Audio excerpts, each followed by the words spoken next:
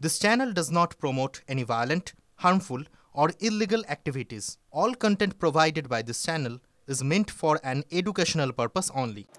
ছয় তৃণমূল রাজ্যের 5 জেলায় 6 বিধানসভা কেন্দ্রে উপনির্বাচন আর সেখানে ফলাফল এই মুহূর্তে সকলের সামনে। উত্তরে আরো মজবুত তৃণমূল। গোটা রাজ্য জুড়ে যে 6 বিধানসভা আসনে উপনির্বাচন হয়েছে সেখানে শুধুমাত্র সবুজ ঝড়। এই প্রথম মাদারিহাট বিধানসভায় জয় পেল বাংলার শাসক দল। চা বলয়েও আরো মজবুত জোড়া ফুলের শিকড়। ফিকে বিজেপি। চিতাই, মাদারিহাট, মেদিনীপুর, নৈহাটি ধরে রাখল তৃণমূল। অন্যদিকে হারোয়া, তালডাংরাতে আবারও জয় ঘাসফুলের। ছবি দেখাচ্ছি আপনাদের 6 একেবারে। প্রথম থেকেই আজ যা ট্রেন্ড দেখা গেছিল তাতে প্রত্যেকটা আসনেই প্রায় এগিয়ে ছিল তৃণমূল কংগ্রেস। প্রথম আনুষ্ঠানিকভাবে ঘোষণা হয় নৈহাটিতে এবং তারপর একের পর এক কেন্দ্র। প্রত্যেকটা জায়গাতেই জয় তৃণমূল কংগ্রেসের এবং বিজেপি কার্যত ধরাশায়ী। বিরোধীদের দেখতে পাওয়া যায়নি কোনো কেন্দ্রেই।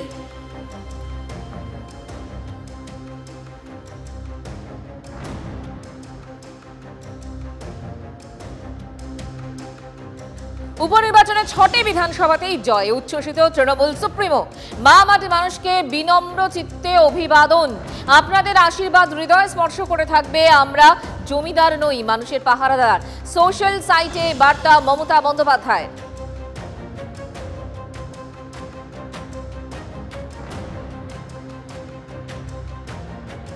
পাশাপাশি জমিদারদের ন্যারেটিভ মুখ থুবড়ে পড়ল।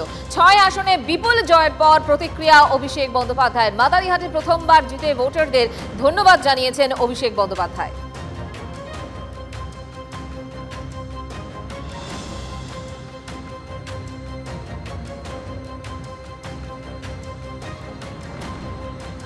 কিন্তু ফিরহাদ হাকিম কি বলছেন? ফিরহাদ হাকিম বলছেন তৃণমূল কংগ্রেসের জয় এসেছে মমতা বন্দ্যোপাধ্যায়ের ছবিকে সামনে রেখেই। মানুষ মমতা বন্দ্যোপাধ্যায়কে বিশ্বাস করেন এবং তৃণমূল কংগ্রেসকে বিশ্বাস করেন। তার যে উন্নয়ন, সেই উন্নয়নে পূর্ণ আস্থা রেখেছেন এবং তাই একটা বিপুল পরিমাণ জয় এই বাই ইলেকশনে 6টায় 6টা তৃণমূল কংগ্রেস পেয়েছে। আমরা মানুষকে এবং আমাদের দলের কর্মীদের ধন্যবাদ জানাই। দ্রোহকালের সুফল ঘরে তুলতে পারল না বিরোধীরা, ব্যর্থ বামেরা। উপনির্বাচনে 6 আসনেই জামানত জব্দ বামেদের। হারোয়াতে কিছুটা মান রক্ষা জোট সঙ্গী আইএসএফ এর। হারোয়াতে আইএসএফ এর ঝুলিতে মাত্র 12% ভোট। একমাত্র হারোয়াতেই জামানত বাজেয়াপ্ত বিজেপি। উপনির্বাচনে খারাপ ফল কংগ্রেসেরও, 6টিতেই জামানত জব্দ। আর এ নিয়ে ফিরহাদ হাকিম তার কি বক্তব্য শুনুন। আন্দোলন করে পেছনে দাঁড়িয়ে থেকে বিজেপি সিপিএম ভেবেছিল যে নেপোয়ে মারে দই। আন্দোলন হচ্ছে একটা কারণে ঢুকে গেল, কিন্তু মানুষ জানে যে তৃণমূল কংগ্রেস ছিল, আছে, থাকবে।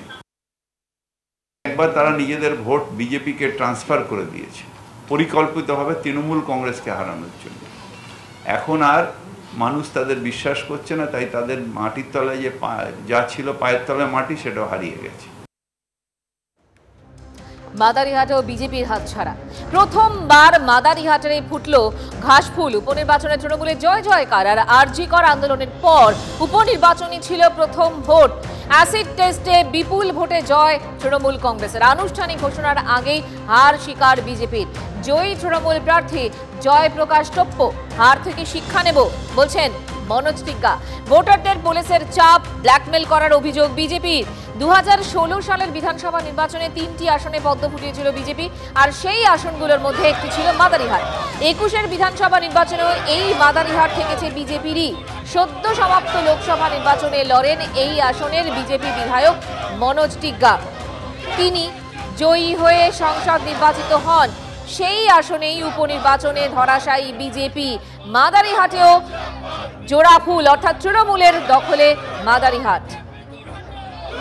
মাদারিহাটেও এবার প্রথমবার হয়েছে যে এখানে ব্ল্যাকমেলের একটা রাজনীতি হয়েছে। ব্ল্যাকমেল মানে যদি আপনারা বিজেপিকে ভোট না, টিএমসিকে যদি ভোট না দেন, বিজেপিকে ভোট দেন, তাহলে আপনাদের যেটা লক্ষ্মীর ভাণ্ডার হোক কিংবা সরকারি যে সুযোগ সুবিধা আছে সেগুলো আপনাদের বন্ধ করে দেওয়া হবে, আপনাদের আরও যে সুযোগ সুবিধা আছে সেটা বন্ধ করে। এই যে ব্ল্যাকমেলের রাজনীতি, পুলিশের থ্রেটেনিং রাজনীতি, এটা উত্তরবঙ্গ কোনোদিনও দেখে না, কিন্তু এইবার প্রত্যক্ষভাবে মাদারিহাটবাসী সেটা উপলব্ধি করেছে। সীতাইতে তো প্রচণ্ড সন্ত্রাস আছে, সেখানে তো মিটিং করা মুশকিল, ঠিক আছে, যেভাবে টিএমসি সন্ত্রাস চালায়, বাড়ি বাড়িতে গিয়ে হুমকি। উপনির্বাচন একটা ট্রেন্ড থাকে যে শাসক দলের পক্ষে যায়, বিজেপি হার থেকে হোক কিংবা বিজেপি যখন হারে সেখান থেকেও শিক্ষা নেয়, বিজেপি যখন জিতে সেখান থেকেও আরও এগিয়ে যায়। তো নিশ্চিতভাবে আমরা যদি কিছু অঘটন ঘটছে তাহলে নিশ্চিতভাবে সেখান থেকে শিক্ষা নেয় আগামী দিনে আমাদের কি হতে পারে সেটা আমরা নিশ্চিতভাবে দলীয়ভাবে খতিয়ে দেখব। এক মাসে যদি এরকম ঘটনা ঘটে যে তা পুরো পশ্চিমবঙ্গের চিত্র বদলি হয়ে যায়। নিশ্চিতভাবে 2026 আমরা ঘুরে দাঁড়াবো এবং ক্ষমতায় আসবে বিজেপি। আগামী দিনে কিন্তু এখানে তৃণমূল কংগ্রেসই থাকবে। এবার খাতা খুললো মানে এই খাতা আর বন্ধ হবে না।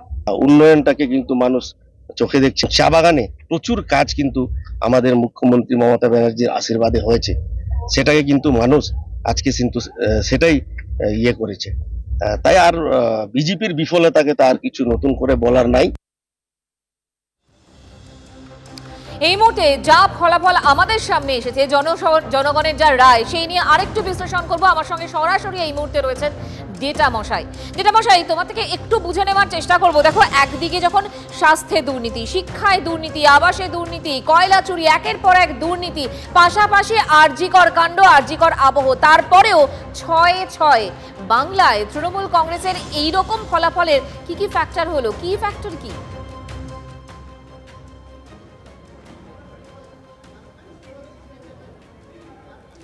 দেখো, বাংলায় ইলেকশনটা করাতে হয়, তো কি হয়, বাংলায় মানে তোমার যদি অর্গানাইজেশন না থাকে, শুধু এই আবেগের ভর করে বেঙ্গলে কিন্তু ইলেকশন যেটা সম্ভব নয়। সেটা তোমার সেই ট্রেন্ডটা শুরু হয়েছে আগের অ্যাসেম্বলি ইলেকশন, তারপরে লোকসভাতে দেখো যে টিএমসি ভালো ফর্ম করে। তো টিএমসির অর্গানাইজেশন মেশিনারি খুব স্ট্রং। তো তার সামনে কি বলতো, যে অপোজিশনের কি হচ্ছে, একটা দুটো লিডার, কিছু একটা হয়তো পূর্ব মেদিনীপুর ডিস্ট্রিক্ট, এর বাইরে কিন্তু অপোজিশন যারা আছে এখন, মানে তোমার বিজেপি বলো বা লেফট বা কংগ্রেস বলো, তাদের সেই অর্গানাইজেশন স্ট্রেংথটা লোকে দেখতে পাচ্ছে না। তাই লোকের কাছে মনে হচ্ছে আর কোনো অপশন নেই, নাম্বার 1। নাম্বার 2 কি হয়, বাই ইলেকশনে জেনারেলি কি হয়, যদি মানে খুব একটা ভোটাররা যারা হয়তো সরকার বিরোধী ভোটার অলসো, তারা এতটা রিস্ক নিতে চায় না। তো সেই জন্যই হয়তো এই রেজাল্টটা এসেছে। মানে জেনারেল ইলেকশন হলে হয়তো এতটা ভালো রেজাল্ট টিএমসির পক্ষে করা সম্ভব নয়।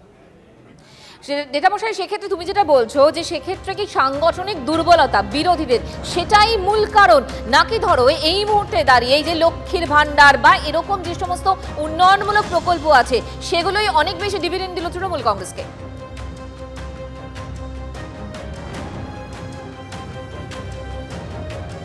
না দেখো, প্রত্যেকটা জিনিসেরই একটা এক্সপায়ারি ডেট আছে।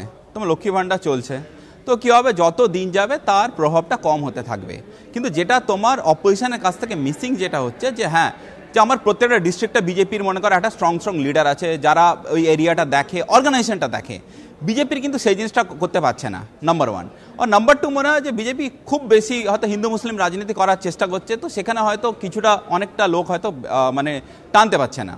তো কি হচ্ছে, সাংগঠনিক যতক্ষণ না তোমার ডিস্ট্রিক্ট ওয়াইজ অর্গানাইজেশন স্ট্রাকচার আছে, ডিস্ট্রিক্ট ওয়াইজ লিডার আছে, তুমি দেখো যে কোনো ডিস্ট্রিক্টের নাম বলো, তৃণমূলে তুমি বীরভূম বলো কেউ একজন আছে, হাওড়ায় বলো কেউ একজন আছে, কলকাতা তুমি বলো প্রত্যেকটা অ্যাসেম্বলি কনস্টিটিউন্সি দুজন করে লিডার আছে, কাউন্সিলর আছে। তো কি হয়, তোমার এই স্ট্রাকচার একটা দরকার। টিএমসি যেখানে স্ট্রাকচার নেই, দেখো পূর্ব মেদিনীপুর তোমার পঞ্চায়েত ইলেকশন দেখো খারাপ ফল করেছে, লোকসভা ইলেকশনে দেখো খারাপ ফল করেছে। তোমার এই স্ট্রাকচারটা যে পূর্ব মেদিনীপুরের যদি মডেল বিরোধীরা যেটা দেখাতে পাচ্ছে, তোমার লোকসভা ইলেকশনে দেখো, পঞ্চায়েত ইলেকশন দেখো, সেই মডেলটা গোটা যদি তুমি অ্যাটলিস্ট 70% 80% ডিস্ট্রিক্টে যদি তুমি ওটা নিয়ে আসতে পারো, টিএমসির সঙ্গে কিন্তু কন্টেস্ট করা খুব ডিফিকাল্ট।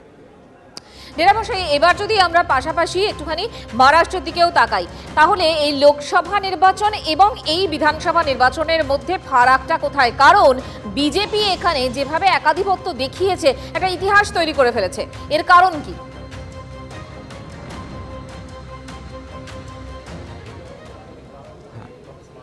না দেখো, তোমার এই মহারাষ্ট্রের আমি রিকোয়েস্ট করবো একটু জুম করতে।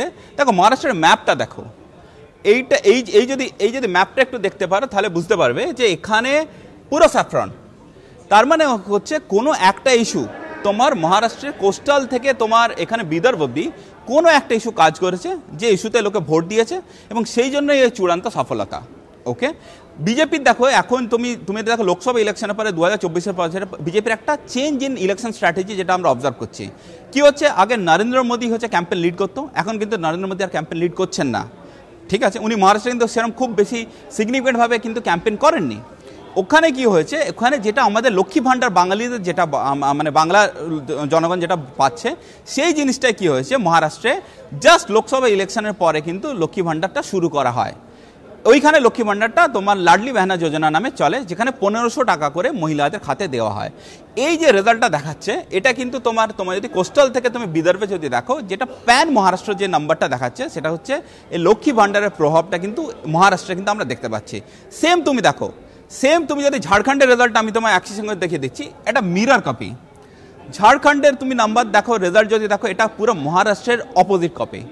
এখানে যদি তুমি দেখো যে এইখানে তুমি দেখো ঝাড়খণ্ডের তোমার পুরো ঝাড়খণ্ডটা সুইপ করছে, মানে এখনো পর্যন্ত নাম্বার দেখো 54-55 সিটসে হয়তো ইউপিএ এগিয়ে আছে, মানে কংগ্রেস, জেএমএম, আরজেডি, সিপিআইএমএল এরা এগিয়ে আছে।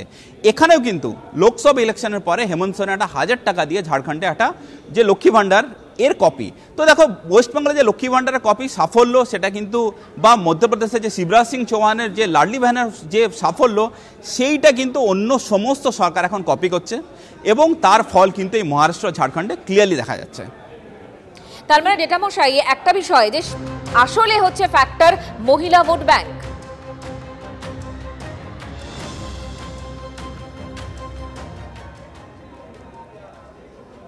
দেখো কি হচ্ছে, তোমার যখন তোমার একটা দেখতে হবে অল্টারনেটিভ অপশনসটা যখন আমার কাছে খুব ক্লিয়ার না থাকে, এগেন যেমন ওয়েস্ট বেঙ্গলে, ঠিক আছে আমি টিএমসি এগেনস্টে অনেক অভিযোগ আছে, কিন্তু অপশনটাকে অল্টারনেটিভ অপশনসটা এখন আর লোকে নেগেটিভ ভোটিংয়ে যে একে হারাবো বলে আমি মানে যাকে তাকে জিতিয়ে দেবো, এই কিন্তু এখন আর ভোটাররা ভোট করছে না।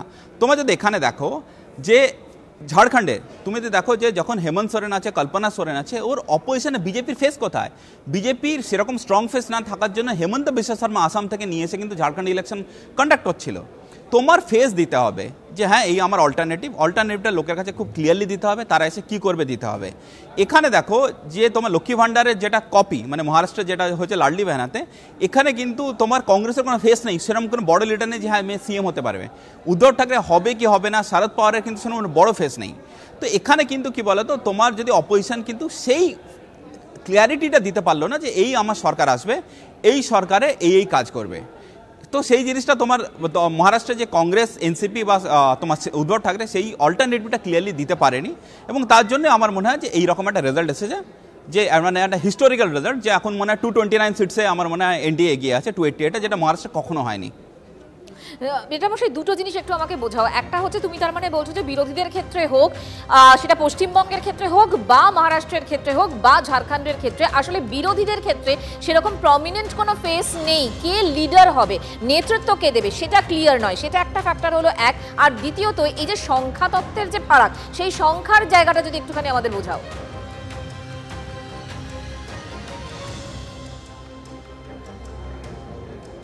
না দেখো, তুমি যদি ঝাড়খণ্ডের আমি যদি দেখে নিই, তো ঝাড়খণ্ডের তুমি যদি সিট ট্যালি এখন আমি যেটা দেখাচ্ছি, দেখো 56খানা সিটে ইউপি এগিয়ে আছে, আর এটা হচ্ছে 23।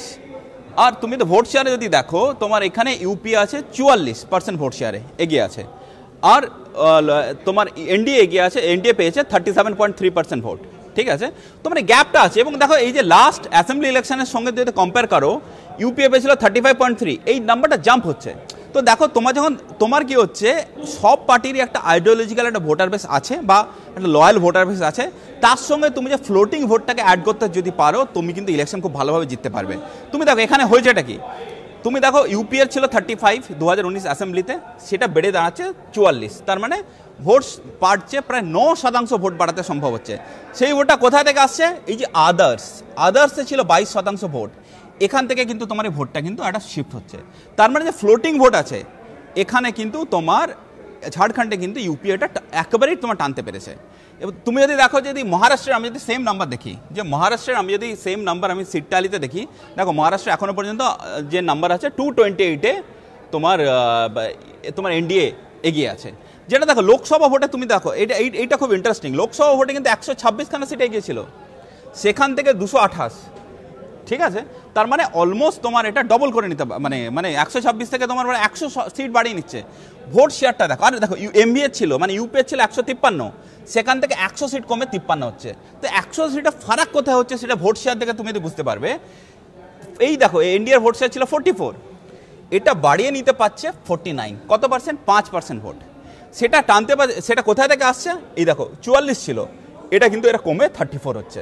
তো তোমার যে ফ্লোটিং ভোট, মানে দেখো এখনো ইউপিএ এর তুমি জানো 34% ভোট আছে, আর তোমার যদি দেখো এনডিএ এর এখনো 44% ভোট আছে।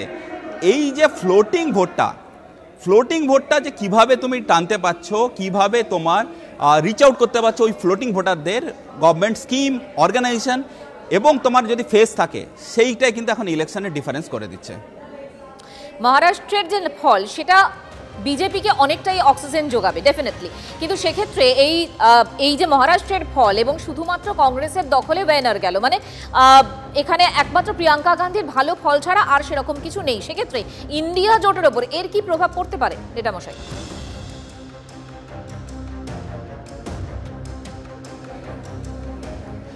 না ডেফিনেটলি দেখো 2024-এ যখন লোকসভা ইলেকশনে আসে তখন অপোজিশন মানে ইন্ডিয়া অ্যালায়েন্সে অ্যাটলিস্ট কংগ্রেস খুব আশা করেছিল যে এবার একটা চেঞ্জ ইন গভর্নমেন্ট সমস্ত স্টেটে শুরু হবে, ওকে।